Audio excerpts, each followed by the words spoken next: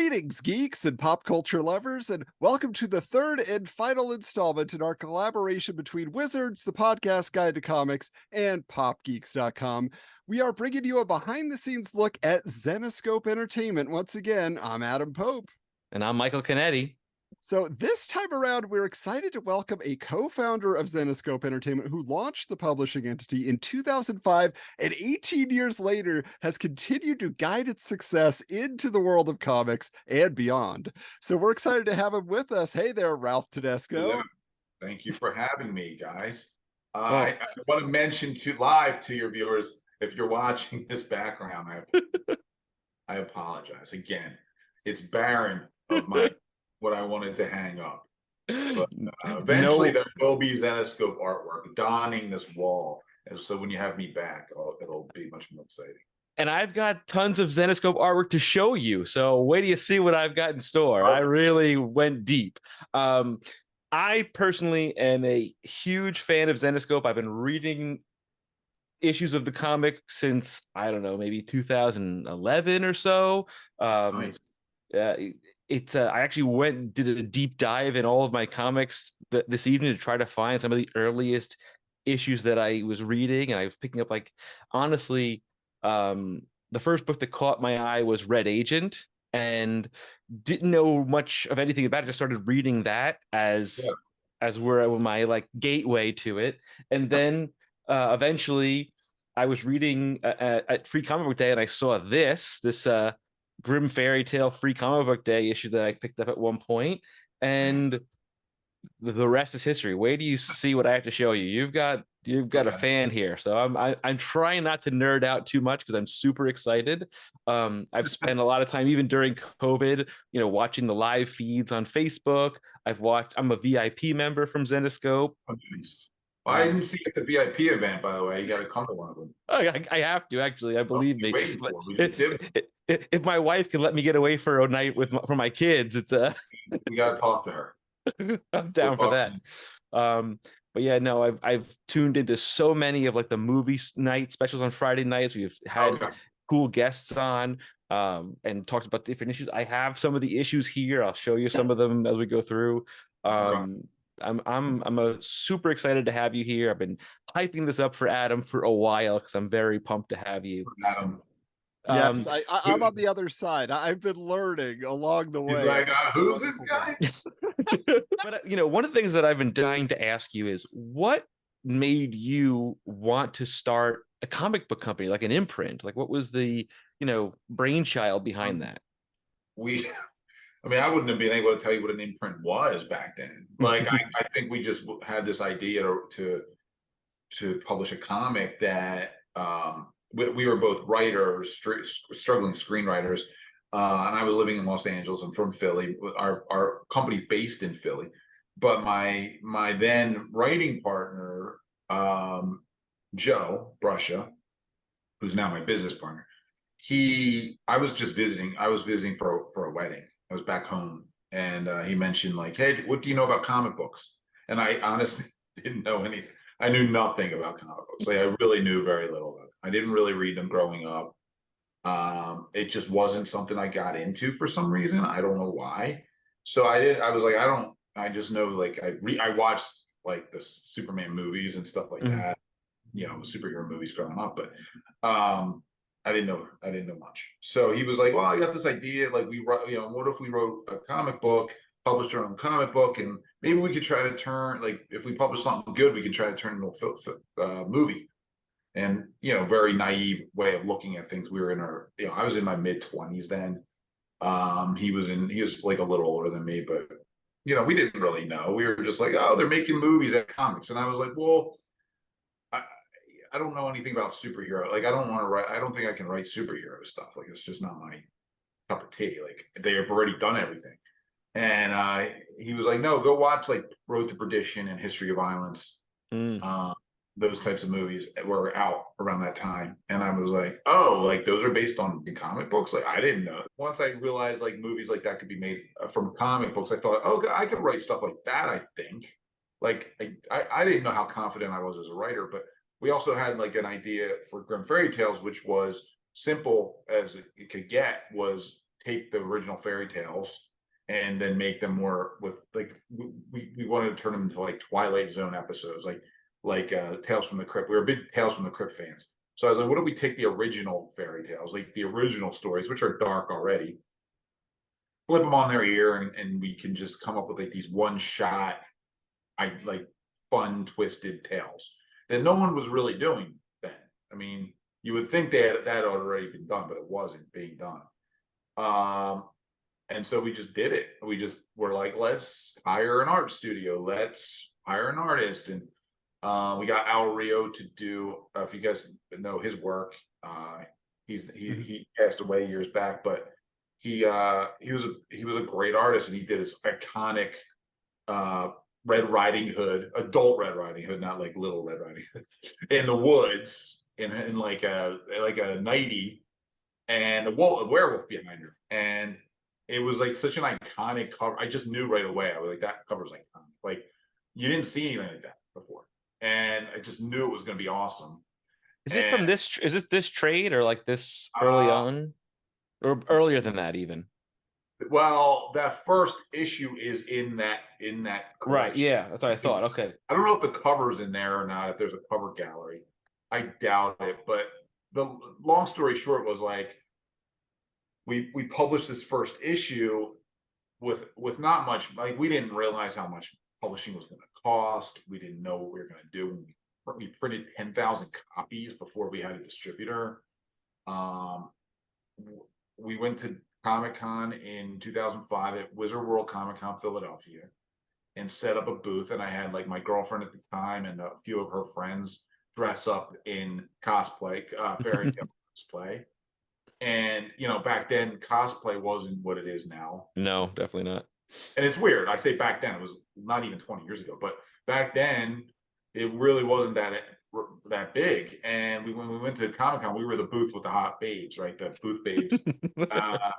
Even Seth Green came by the booth and was like hanging out with us, all these pictures, because we had these cute girls there. And we sold out of we didn't sell 10,000. We brought like, I don't know, maybe 1,500 copies, something like that. We sold them all.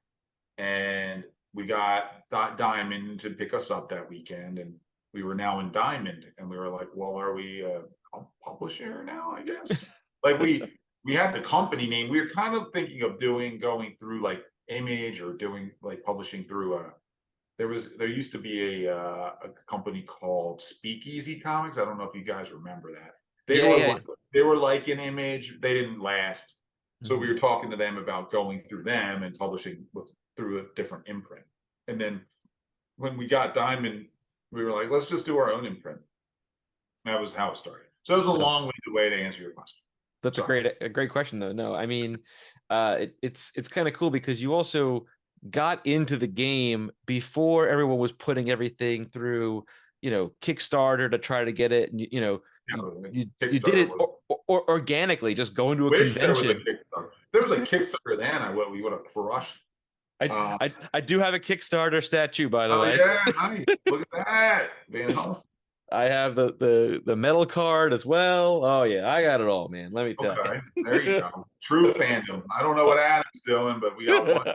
Well, what I'm curious to know, Ralph, is the thing that does make your company stand out, you know, we'll kind of get into this a little bit later, but, you know, you talked about booth babes, you talked about, you know, you guys do the variant covers that have a little bit of a sultry edge to them, but also just the name Zenescope, like that really will get people's attention. And, you know, I heard at one point that a lot of companies, you know, during kind of the independent boom, were trying to start their company name with an A, or trying to start with a D or an M, so they're near DC or Marvel in the Diamond catalog. But you guys went to the end of the alphabet. So what's going on there? Why Zenescope? It's funny. It was a happy accident. Well,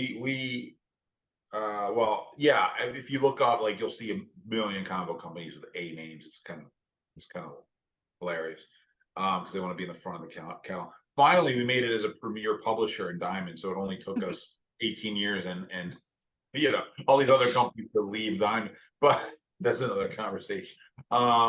Yeah, no, the name, honestly, everybody tells us to come up with a really good story and be like, you should come up with something really cool because I always tell it like the honest way, which is we just liked the words. Like Joe was stuck on this like scope. He wanted this scope in there. Like I remember us like brainstorming, and he kept going like like Interscope Records, such a cool like band, Interscope, or like, and I was like, and then I was just like, we were throwing out like random other names, and Zen kept like, oh, what about Zen? Like this balance of like this harmonious like I don't know. And he was like Zenescope, Zenescope, Zenescope. He's like, and then Joe was just like, that's it, Zenescope. And I was like, Zenescope? And he's just like, yeah, I think that's it. And I'm like, so Zen and Scope with an E in the middle. And he's like, yeah, let's do it. And he's like, I have a great idea for our logo. And he was like, a dragon, and then you have Zenescope, and the S, the tail of the dragon's the S. So you have Zena, and then Cope. I was like, okay, it's fine, let's do it. That's and hilarious. we just ran with it, and it was there. And then everybody's like, now everybody's like Zenescope, or they don't know how to pronounce it, but Zenescope is essentially the name. But you do even have a podcast now called Everything Zen. Everything Zen, which is on hiatus. We kind of took a break from it, unfortunately, because it was just so hard to put down. It was much easier during COVID. I don't know how, like for us, like we just had so much going on, and like our one podcast producer, Mark, actually ended up leaving the company or something new. So it was like, all right, now we don't even have our podcast producer. Yeah. So yeah, but Everything Zen was our podcast, and hopefully we can come back with it because it was actually a lot of fun to do. It was a good podcast. I listened to several episodes, so Yeah, thanks. I appreciate it. Yeah, it was fun. We got some good guests on there too. So funny enough, I'm gonna parlay into my next question in a minute or two, but I was at New York Comic Con. I forget what year it was. Do you remember what year we had this this pin you had, the Statue of Liberty pin? I don't remember. I feel like it was like what year we're in. Yeah, it was either like 2016 or 2017, and I ended up going to the booth, and I'm talking to Dave Franchini, and he, like the constant salesman that he is, got me to buy. Oh yeah, Dave is a salesman. He got to buy this trade, which I love. First Cinderella serial killer. He signed it. The one he writes, of course. But he also did get me to buy this book, which is my favorite Zenescope story, bar none, and it's The Courier. The Bureau. Courier. That's so funny you say that, because Amber, the girl who works for us, Amber, used to make fun of me about The Courier. This is a fantastic book. It's amazing. That's hilarious. Yeah. I also got a few things while I was there. I got this poster. Hey, go back to The Courier a second, because sure. That cover, Adam, look at that. That is not a sexy woman on the cover. Just no, it's true. Yeah, she didn't know. It's not every Zenescope book has a sexy girl on it. and what's cool about her, like she's just like a almost like a Mad Max kind of a character. Yeah, it's like a Mad Max vibe to it. I mean, it was inspiration that was one of the inspirations for that. Oh man, so I got this poster, which I love. This thing is so cool. Mike DeBalfo. And then this right here at that one convention. Yeah. That's a great one. Yeah. I even have I have the comic book from that issue as well, and I saw that poster. I was like, I must buy that. That's a good one. The really good Ralph, I gotta ask, when Michael is showing these things to you, do you just have like the cash register cha-ching, cha-ching? Yeah. Like, hey, we got some other stuff for you, Michael. It's right over here. Oh, please. No. You start selling on this oh, believe me, we've got I can go deep. I've got all kinds of stuff. Like some Kumanaki over there, I think, right? Oh man, I've got so many of her. This is like one of my favorites of all time. This is amazing. Underworld homage, yeah. So one of the things that I find really cool about Zenescope is it focuses on the heroes that, for lack of a better term, identify as like female empowerment, and while also leaning into like conventional archetypes like Robin Hood, is very similar to a Green Arrow type, or Belle, who's kind of I like a la like a younger Batman or Nightwing kind of a character. when you were mapping out the universe in the early days, did you set out to create like archetype style characters, or just wanted to lean in more like the grim fairy tale, Snow White and that kind of stuff? We knew everything going in. We had it so intricately mapped out. We are going to, no, we didn't know. We, it kind of evolved very organically. We never, I mean, early on, we didn't even think about like a shared universe or a universe. It wasn't that wasn't even like a thought initially. Not until I think we started publishing like what the Return to Wonderland series, which really took off that was huge at the time for us, when we published the Return to Wonderland stuff, which was a much different tone than Grim Fairy Tales. But that's when we started to think, okay, this could be a shared universe. So we have our Grim Fairy Tales and we have Wonderland. And Joe had written a script, Neverland. It was a screenplay, but it wasn't finished. And then he wanted to turn it into a comic book, which was, it takes Pan, and he's the evil vampiric type being who lives off of children's souls, basically soul vampire, and Hook's the good guy who's this like homeless beggar in New York and like with a one arm, and the Hook has to kind of go into Neverland and save these kids. He's the only kid who ever escaped Neverland, so he like twisted this Neverland mythology. I love that. I love that idea that like if you look at it, you can see the turn in where Peter Pan could be actually the villain, that he's right, he's taking sure. these children kind of thing, and it makes sense. And really dark too. Like I remember early on, our managers, our entertainment managers who were repping us were like, "You can't kill kids in the movie. You can't kill kids," because we killed kids in the con. And spoiler alert. Not all the kids, just a couple. Now they kill kids all the time, but like back then, it was like, you can't kill kids. But with Neverland, with Wonderland, we were like, oh, we can kind of create this universe. Like, what if these realms, they're different dimensions that surround our own that we just can't see? Earth, we don't see these dimensions beyond Earth, but they coexist with Earth, and it was just a natural thing where we had reinvented all these fairy tale characters. Fairy tale characters are generally female. We didn't set out with this agenda where we were going to make female characters. It wasn't the idea. It was sort of like when we're reinventing fairy tales, your protagonists are generally going to be females. Mm-hmm. And so we started kind of coming up with ways to turn everything.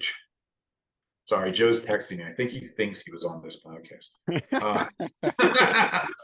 He's like, "Am I supposed to be on?" No, you're not on today, dude. It's just about me. Yeah. So yeah, that was sort of how it started.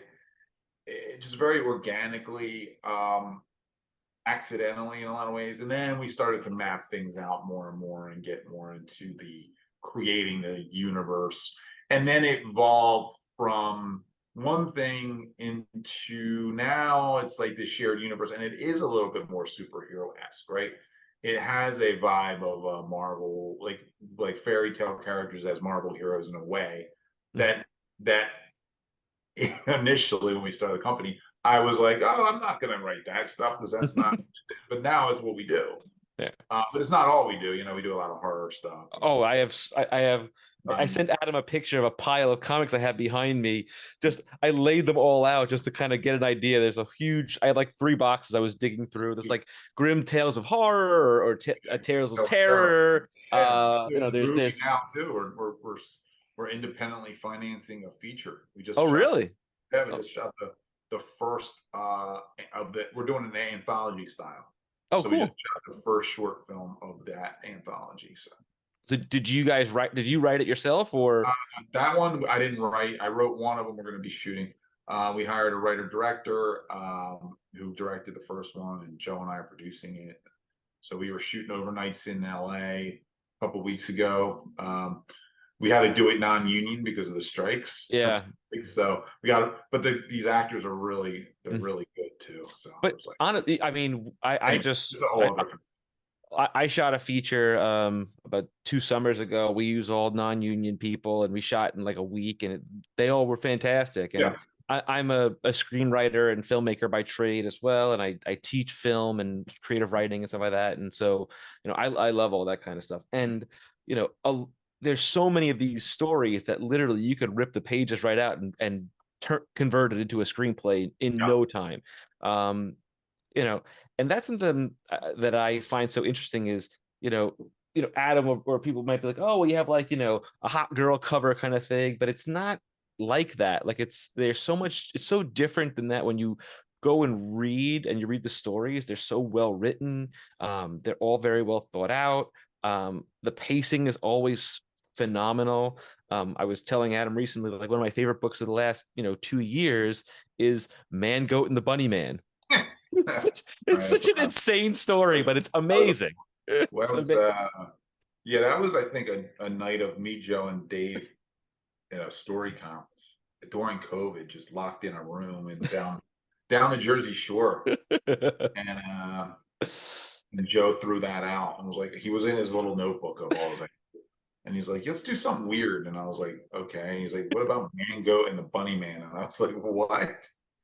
And we just started running with these ideas, and that was the first issue. Like we outlined the first issue that night, and then Joe wrote it, and it was just off to the races because that was one of the more successful books we had published. People, you couldn't keep it on the shelves in comic shops. People were buying all the variant covers, second printings. They just wanted this story, and it was so good. Like it was so fun. Yeah, sexy bunnies. Just kidding.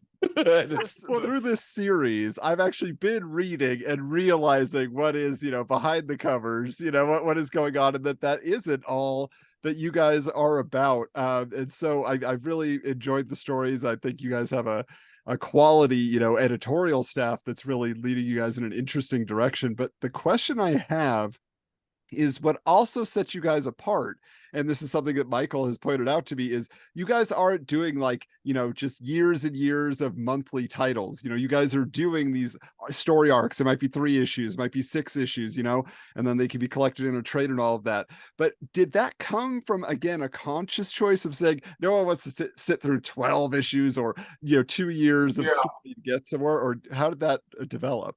I think we always figured we started realizing like the longer a series goes on, the more readers you're going to lose over time. So I think like the shorter, so we started doing like a more 4 and 5 issue series for a while. Then now we're doing a lot more of the one-shot issues.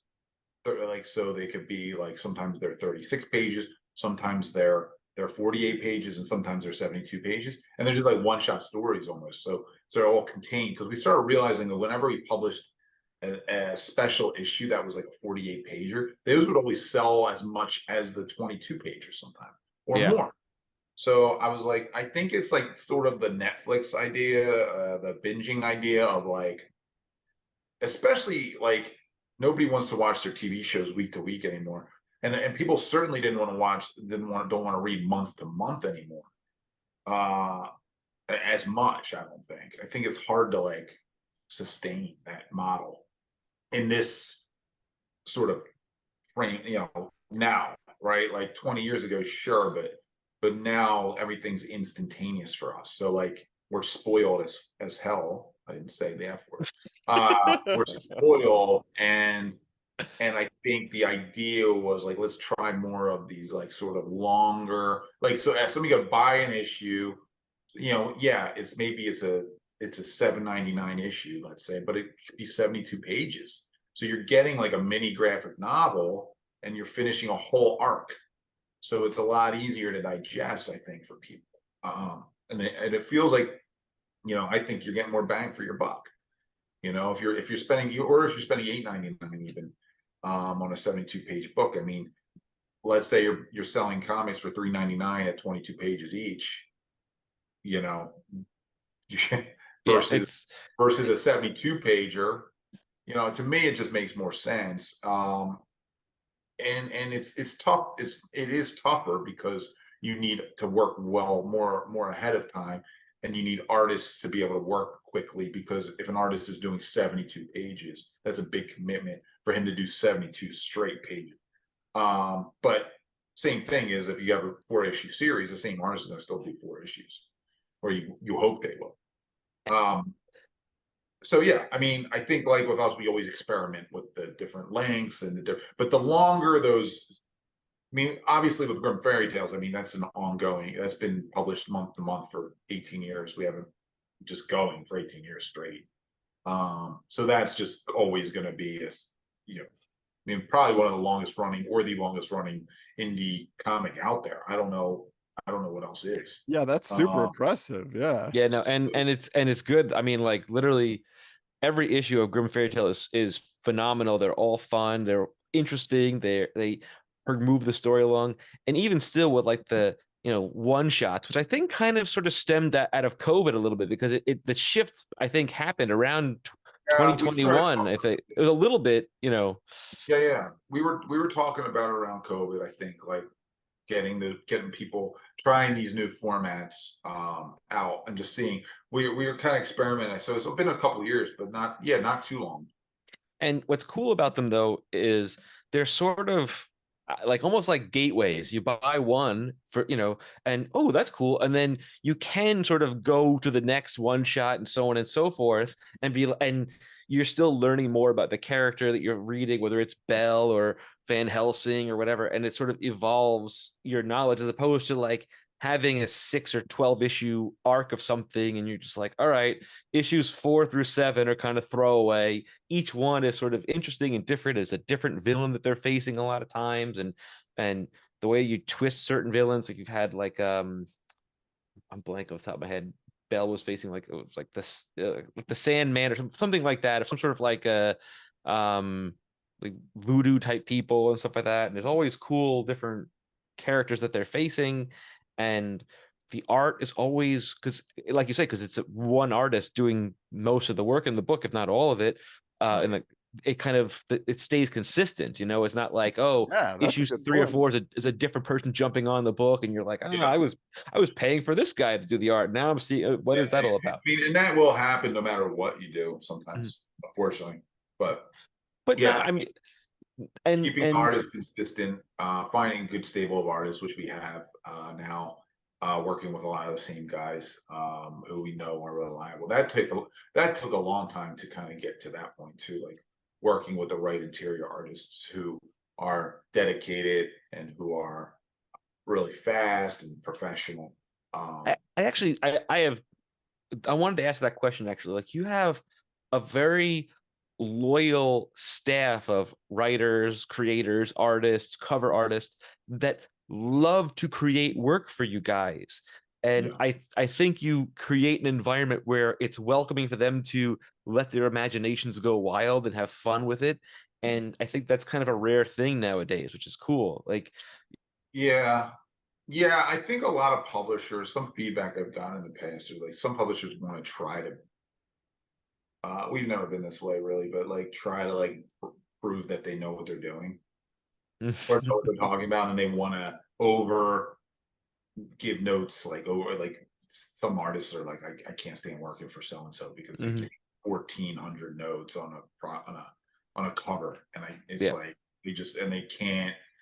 They're either trying to be perfectionists themselves and get the cover perfect, or over analyzing it, or they're just being a pain in the ass to prove that they're the man. Right.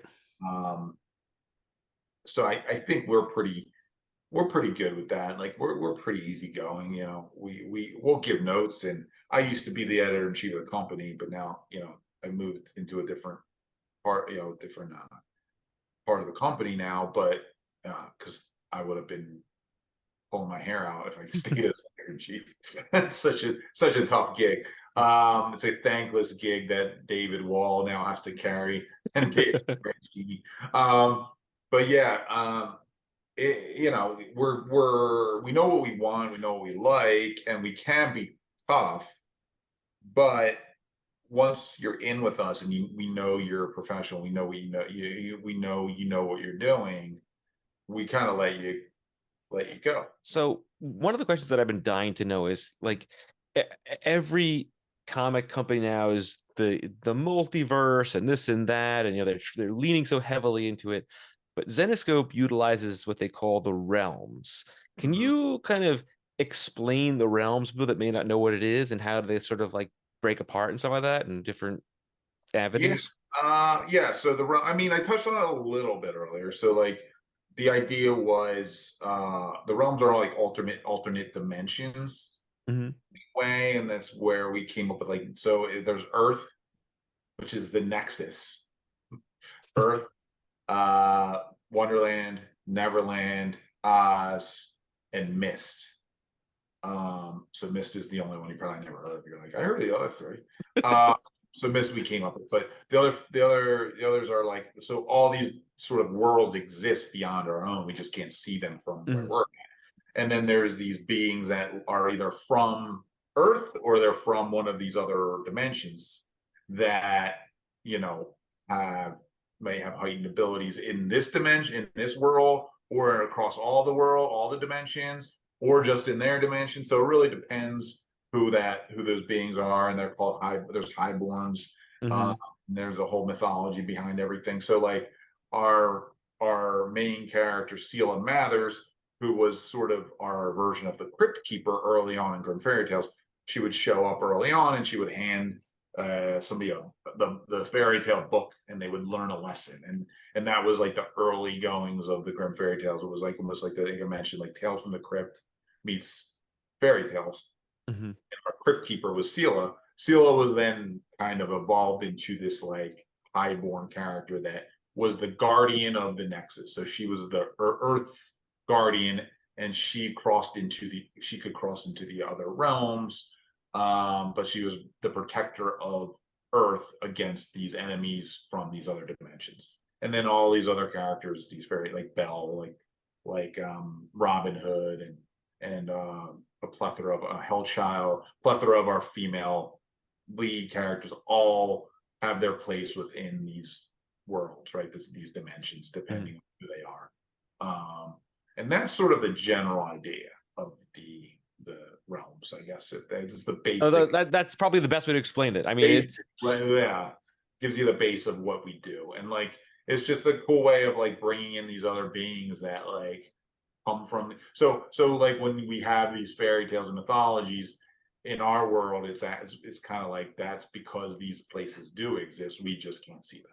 Ralph, I had a question for you because going back to the beginning where you were talking about you're a screenwriter hoping to break in that way, and you weren't necessarily looking to get into comics. And now that Right. you've stayed in comics for all these years, coming up on 20 years and not too long, what have you learned about the comic industry, about fandom, about making comics? Like, what is it that excites you, that keeps you doing this? Um, well, I say a lot I have a couple TV writer friends that have written comics for us. Um, One of them, she's actually become a big comic book writer now too. Her name's Latoya Morgan, and she writes for Boom a lot. But her first comic book she wrote for us, and she was a fan of ours early on, and we just had become friends through a general meeting in Hollywood. And you know, she was very much in. She just loved comics, and when we first started writing, we first started having a write. I was like, listen, it's not gonna. You're writing. She was writing for like big TV series, and I'm like, it doesn't pay. She wanted to write a comic book. I'm like, it's not gonna pay you well. Like, you're not writing comics does not pay well. Like, let's just get through that. Like, we don't have that kind of budget. We just don't, or we'd be out of business. And she's like, I don't care because like I know people are reading that. Like people like when you're creating a TV series, or you're coming up with your world of your TV series or pitch, or you're even writing a screenplay. It's amazing, right? It feels great to have that written, but the chances of that getting made is so slim. It's so hard to get a TV series made. I mean, it happens all the time, but think of the thousands and thousands of writers that write all these things or come up with these great ideas and concepts that they pitch to studios that never get picked up and never get made. No one will ever see those ideas on TV or feature films. There's scripts everywhere that have been written that never got produced. What I love about it is like I know no matter what I write, I'm going to have an audience for that. Somebody's going to read it. Somebody like Michael. At least I know Michael buy it. You got me, baby. Nobody else. I think that's for me what's cool is knowing I have an audience. And I know there's haters and there's people who will never read a Zenescope comic in their life and have no inkling to and would think we're just a TNA company. That's fine. As long as I know we have our fans that are into it.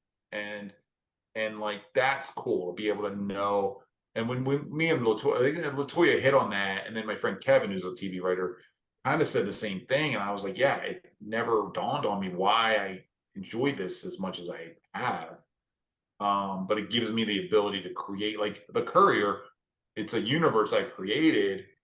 There's only 2 series out, and I'm hoping to wrap it up with a 3rd one eventually. You know, I created this world and this universe that otherwise wouldn't have ever been seen the light of day without a lot of luck, right? If I wrote that as a screenplay to get even now, like I had I was working with Bradley Cooper's company for a while, trying to develop it as a screenplay. You know, there is like some sort of Courier movie out there though that was like there's a Courier movie that was, I think she's also a motorcycle girl too. Yeah, it's like loosely based on your comic, and I think I hope not, because they never paid me. Yeah, well, it looks a lot like her. And it does. It came out like a couple years after the comic, but I remember seeing a trailer and I was like, that's annoying. But then I was like, the story was also, I think, different, but I watched about 10 minutes of it and I turned it off. I was like, this is not the comic at all, thank goodness. No. It's hard. It's hard to get. I mean, there's things you have development. It's true. Development hell is a very, very accurate term because we've developed, and that's the thing. Like at least we get. So to answer your question, at least we have people reading our stuff. At least when I create something, I know it's not just going to be in my head. Like because I've written scripts that I love and I'm very attached to. I've written a comedy that me and my buddy wrote a comedy together years back called Laser Boys, which is about a laser tag. It's like dodgeball with laser tag. We love it. Like we think it's the funniest thing ever, but I know the chances that get made are like about this slim. But I mean, you know, things that you write now for comics, I know will have some sort of audience. So that's cool. That's great. And you know, like my 2 favorite characters are Red Agent, who is, like you said, is a highborn, who's kind of like, she's sort of like a hybrid, almost like werewolf-esque kind of a werewolf, like werewolf, Little Red Riding Hood and the wolf kind of combined.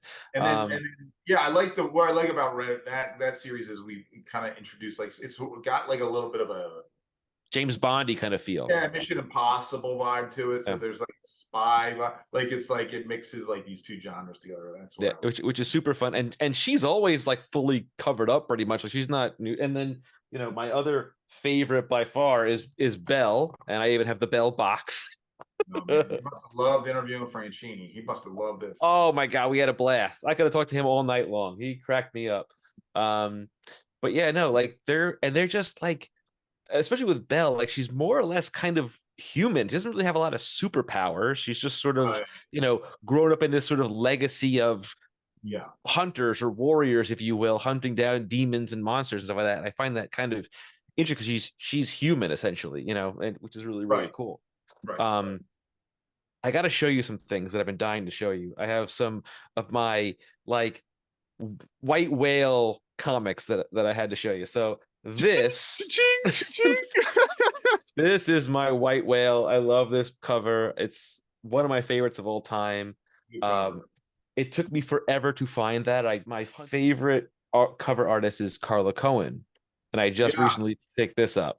Awesome. That's this is the best. So here's what happened, Ralph. So Dave Franchini goes, hey, let me check the archives. Let me see what we have back at the office and see if we have that for you. Because Michael was talking about how much he loved it. Then Dave's like, oh, we don't have any left. And then the next day, Michael's like, guess what I got? And This one, this is a deep cut. This, Okay. do you remember when there was a superhero variant cover of The Flash? That's yeah, of course. That's the Balfour, I think. That's my Yes, yes, DeBalco, yeah. This is another beautiful cover that I absolutely love. Um, but I've got so many things. I could, I even have the bottle opener. that's Mercy bottle opener, right? Yes, it is. Yes. Um, but yeah, I have a huge collection of Zenescope stuff, pins, metal cards, all that stuff. I couldn't even find everything because I've just so many things. But it's, believe it, the comic book has really like impacted me. Like the stories really connect with me. I buy these books over buying DC and Marvel and Image just because I enjoy the characters and I enjoy this different universe with different storytelling. Now that you've got this idea for this this movie that you started shooting in anthology form, are there other stories you think you're going to be trying to optioned for movies, stuff like that, or television? I mean, there's with Netflix and all the streamers and everything. Well, that's an ongoing process, to be honest. I mean, that's something when I left the editor-in-chief role behind, that was sort of our when we got Van Helsing on air, which was nothing like the comic book. I won't Mm-hmm. lie to you. It's very, very, very different, completely different. They just bought the comic to make this like they like the idea of a female Van Helsing. They like that. I don't even think they read the book. I don't know.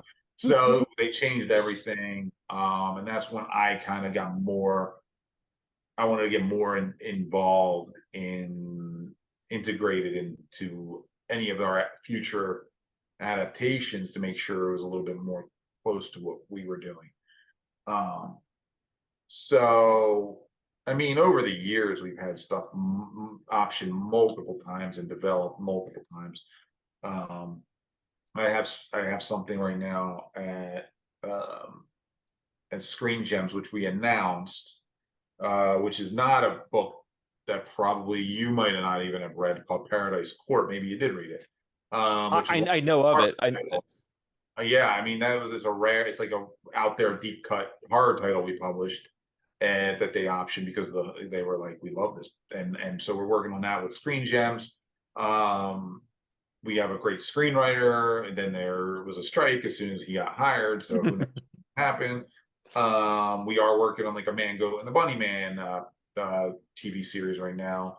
We're working on what else are we working on? There's a few things. Monster Hunter Survival Guide.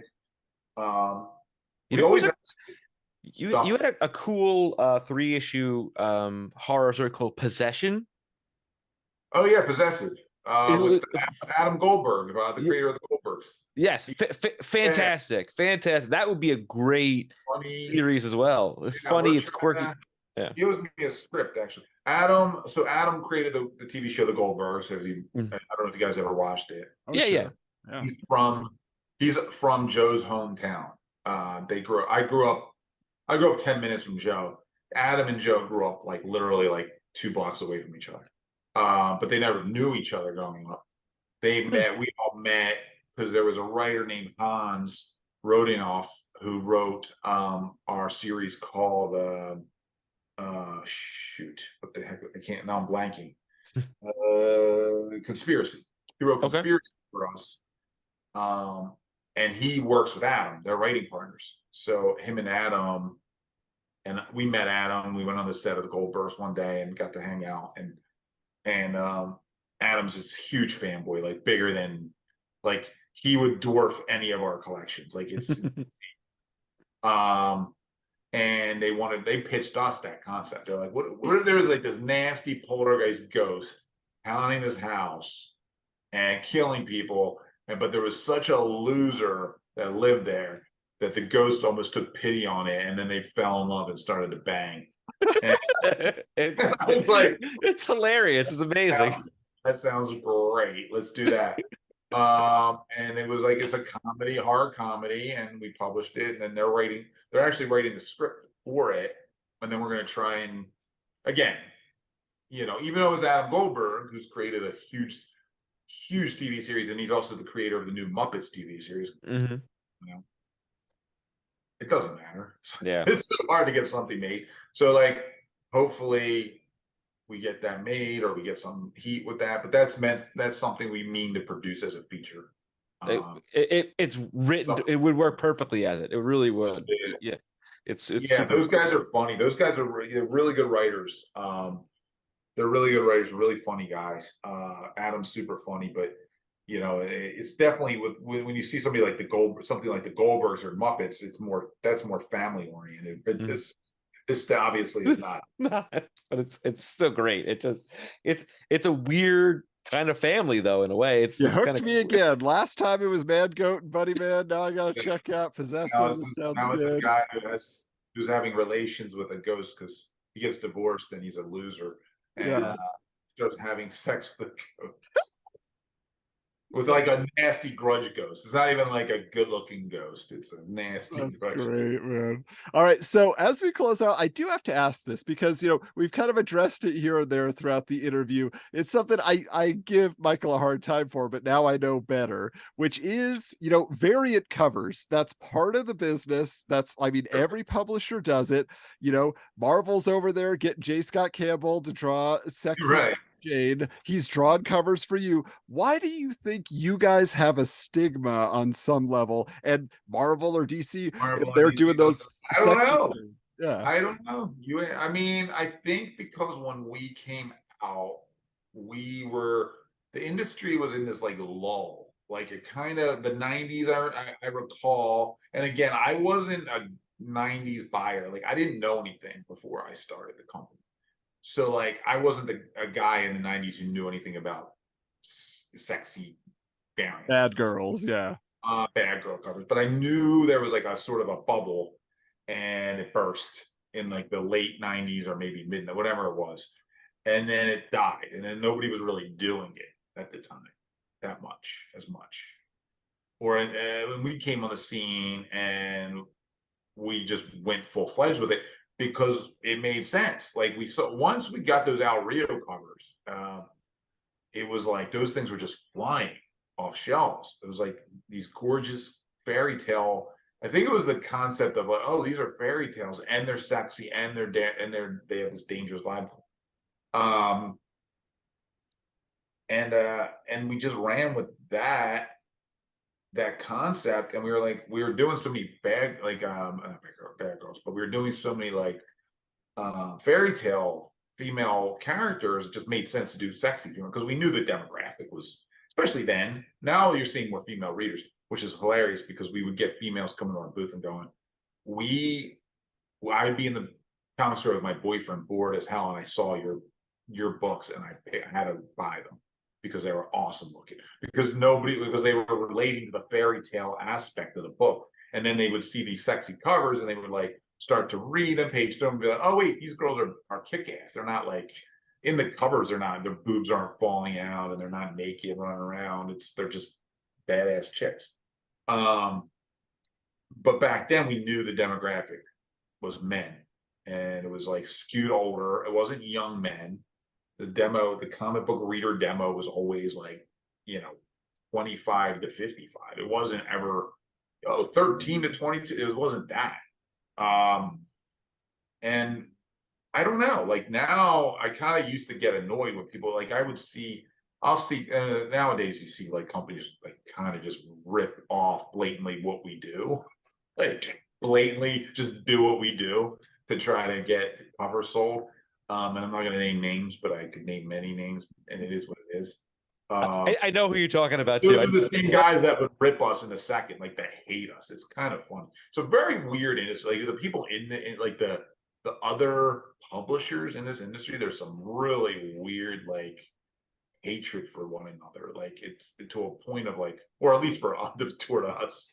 For a while, I think especially when there was like this sort of like I don't want to say like it was very anti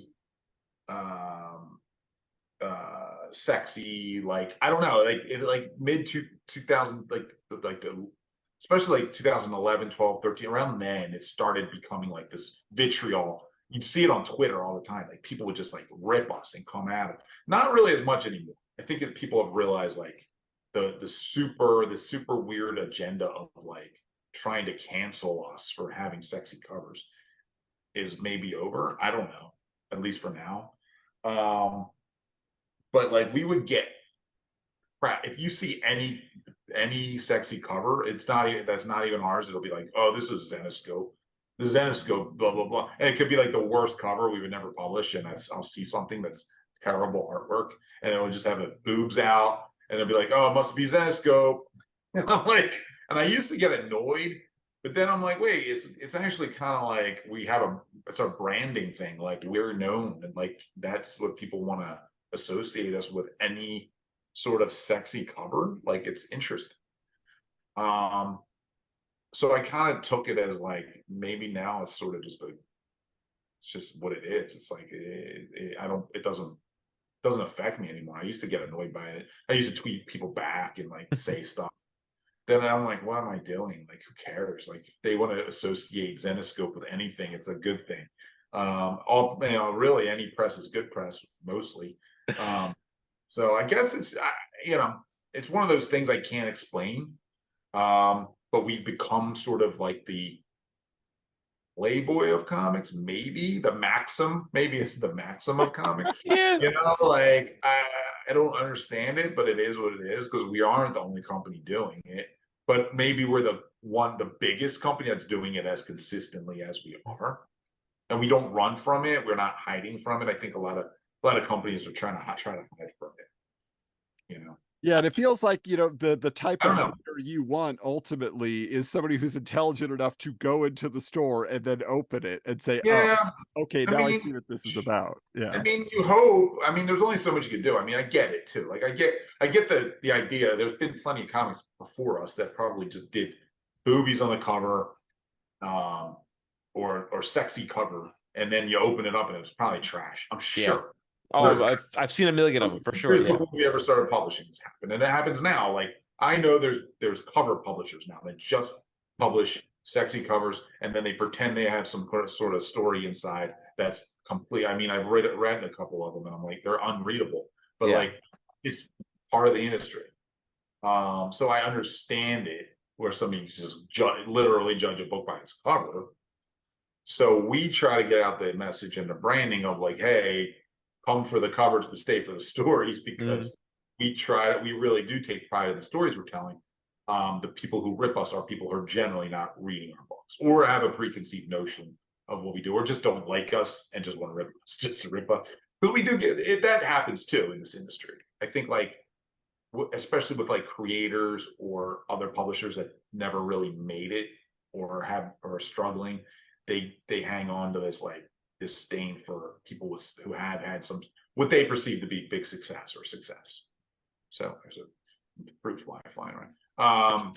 Yeah, so like that's the best way I can answer it without rambling more. Yeah, no, that's a lot of good perfect. points there. Yeah. So, I am a father of two young daughters that are 6 and 3, and they're very into princesses of the Mouse House. In particular Cinderella. And I was going through my